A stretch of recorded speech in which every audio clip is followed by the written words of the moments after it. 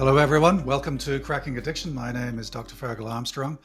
And today we're going to be talking about the Mediterranean diet. And the question may well be asked, why am I talking about diet in a show about cracking addiction? And the answer is quite simple, that if you are engaging in a recovery journey, a growth journey, if you don't address all of your comorbidities, if you don't address your optimal well-being, then you are really missing the boat. So a famous Latin philosopher, Roman philosopher, said mens sana in sano corpore, which means a healthy mind in a healthy body. So unless we address the healthy body, we're not going to optimize the healthy mind. Unless we address the healthy body, we're not going to optimize recovery from substance use, which is why I'm absolutely passionate about lifestyle medicine for recovery in general, but also specifically diet.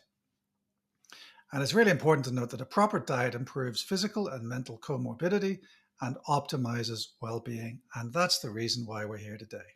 So my favorite diet is actually the Mediterranean diet.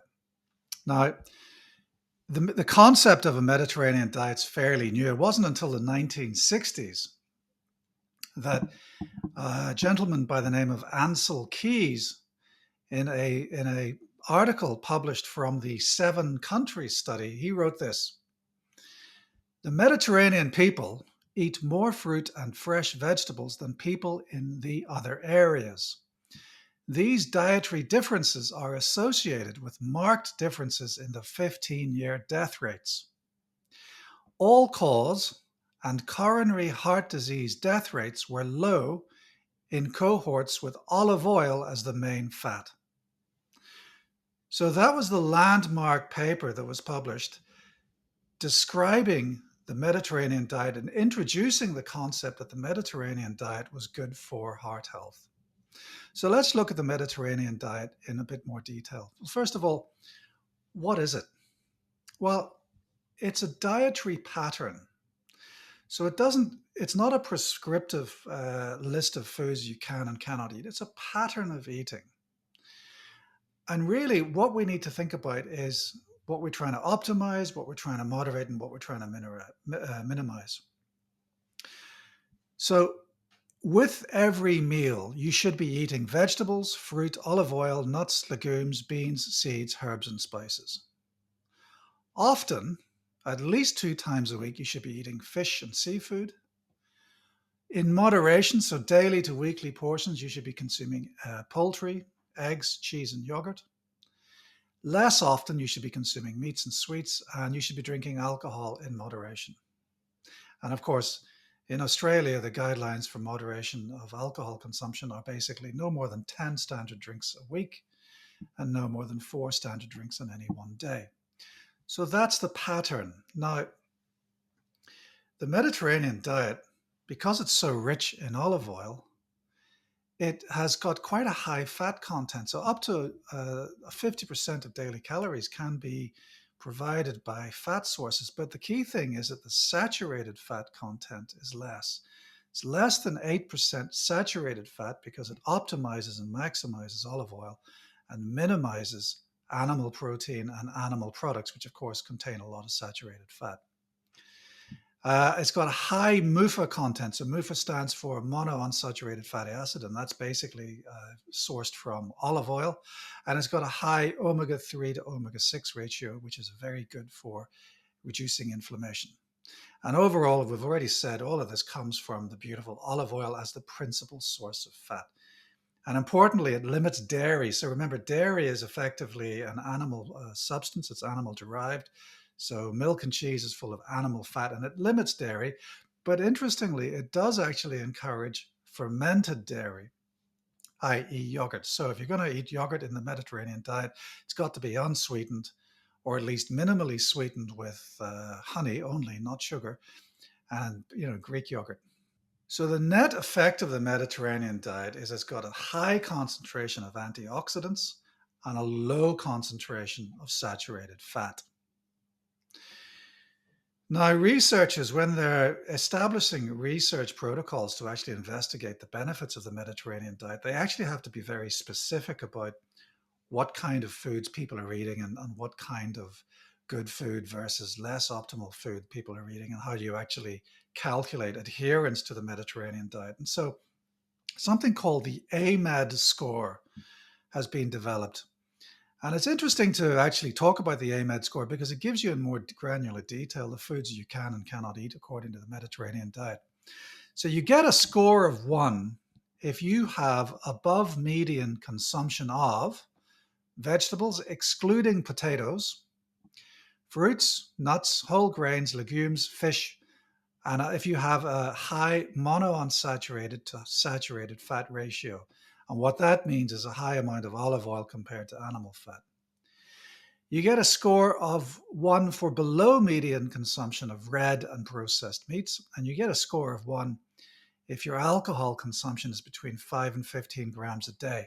Now, remember, I would suggest that actually that's perhaps higher than the Australian recommended weekly consumption of alcohol, which would be no more than 100 grams a day. But that's the AMED score. And using this score, researchers have been able to work out differences between people who adhere to the Mediterranean diet and people who don't, and the health benefits associated with adherence to the Mediterranean diet. So first of all, let's look at heart disease, cardiovascular disease. And remember, cardiovascular disease includes stroke risk.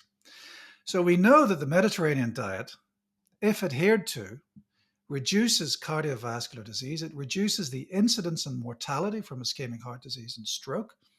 And we know this from a number of famous studies. So first of all, the association studies, the 7-country study that I already mentioned, and Ansel Keys was one of the key authors of that study. The Nurses' Health Study looked at nurses in the United States. The Health Professionals Follow-Up Study looked at doctors in the United States and men in the United States. And the EPIC study, the European Prospective Investigation into Cancer, used the Mediterranean diet. And there were publications from Spain and Norfolk. On both of these places provided very good evidence for the Mediterranean diet reducing cardiovascular disease. But these were association studies. So then they did intervention trials, and the 2 most famous intervention trials were the PREDIMED study and the Lyon Heart study. So the PREDIMED study was a primary prevention trial. So it watched people who didn't have heart disease, gave them a Mediterranean diet, and compared those to people who didn't have heart disease who weren't on a Mediterranean diet. And they noticed that people who were eating a Mediterranean diet had a lower incidence of developing ischemic heart disease or stroke. Now, in the Lyon Heart study, it was a secondary prevention trial. So they took people who had already had their first heart attack or their first stroke, and they gave them the Mediterranean diet and compared those with people who had a stroke or a heart attack but didn't have the Mediterranean diet. And of course, they found that those who adhered to the Mediterranean diet reduced their subsequent risk of having a second event. So we've got association studies, we've got primary prevention trials and secondary prevention trials that demonstrate the efficacy of the Mediterranean diet in reducing the risks of cardiovascular disease. But that's not all. We also know that the Mediterranean diet is very good for people with type 2 diabetes. It increases insulin sensitivity. It reduces the risk of developing type 2 diabetes by about 30%. And in people who have got diabetes, it can reduce the HbA1c by up to 0.47%.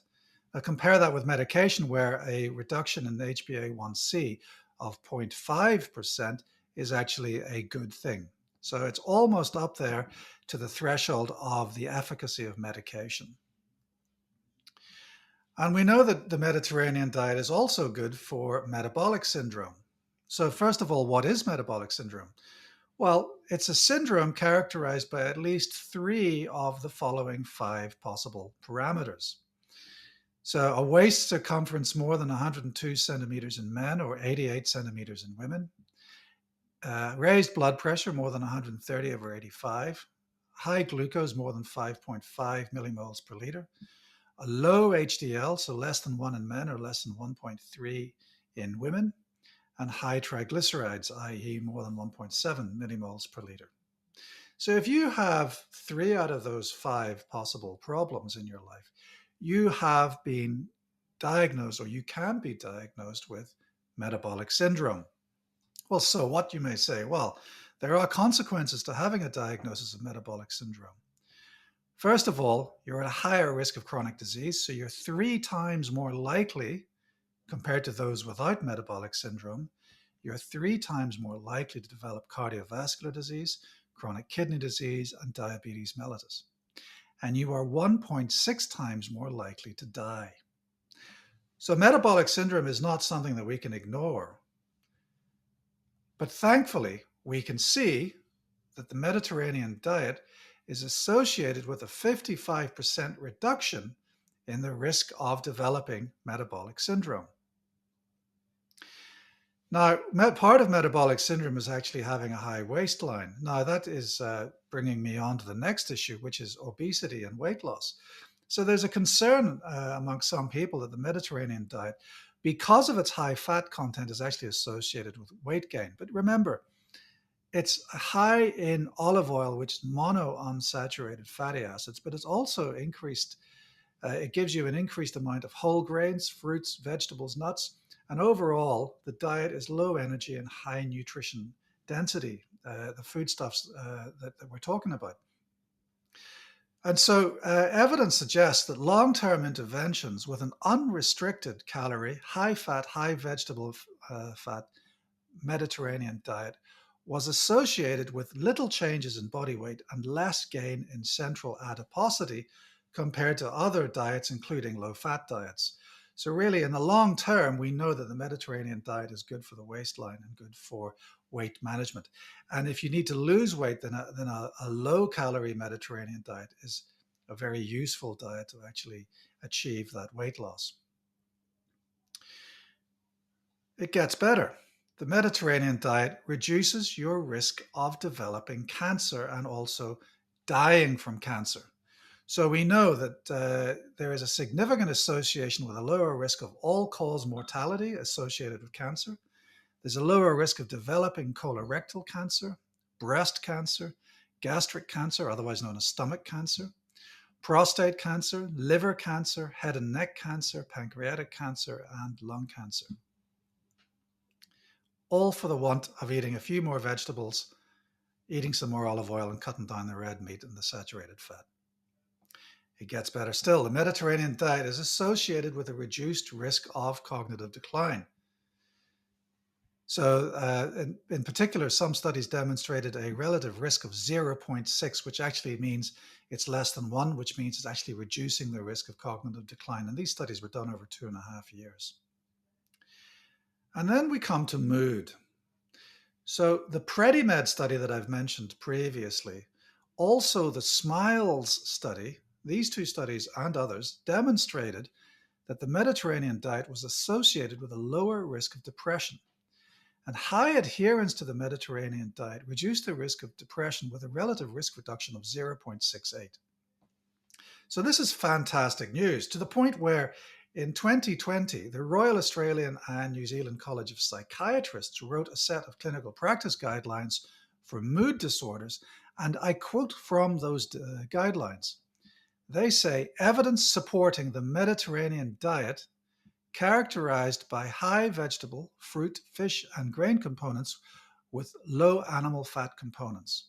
So in their depression guidelines, the Royal College of Psychiatrists supports the use of the Mediterranean diet in people who have got depression. And lastly, I'm going to show you on the screen, you'll see a forest plot of the effect of the Mediterranean diet on chronic diseases. And this gives you a useful summary of the range of positive effects that the Mediterranean diet has been proven to produce to optimize overall levels of health. So in this situation, it's very fair to say that the Mediterranean diet is not a diet per se to lose weight. It is a diet to optimize health. It is a diet to optimize well-being. It is a diet to optimize mood. It is a diet that everyone should be considering. And anyone with a substance use disorder who is on a recovery journey should be considering the Mediterranean diet as a lifestyle change. Now, we'll put some links to further details on the Mediterranean diet below. But for now, thanks very much for listening. My name is Dr. Fergal Armstrong, and this has been Cracking Addiction.